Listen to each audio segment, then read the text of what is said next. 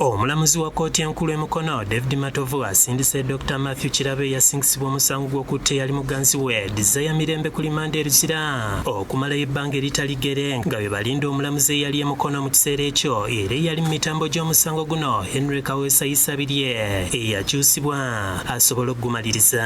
Kirabo abadde alabiseeko mu maaso g'omulamuzi Matovu oluvannyuma lw'okuddamu okukwatibwa poliisi y'ensi yonna mu ggwanga lya Kenya gy'amaze ekiseera nga yeekukumye oluvannyuma lw'okudduka mu ggwanga omusango we gwali gukyawulirwa.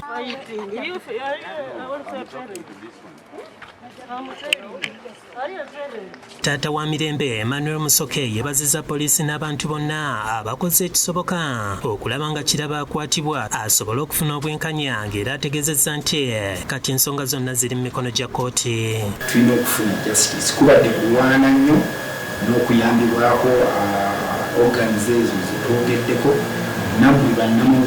Ye Frank Kashumba mukwano gwa Musoke asabye kkooti ewe Kirabo ekibonerezo ekyekuusa ku ekyo kye yakola. Yattanga akigenderedde yawa omwana waffe Caliform n'amuvuga okuva e Kampala n'amutwala mu bikajjo byerugazi n'amusalako obulago oyasana kibonerezo ki. Download the app on App Store or Google Play Store now. Vision Digital Experience, the future of media.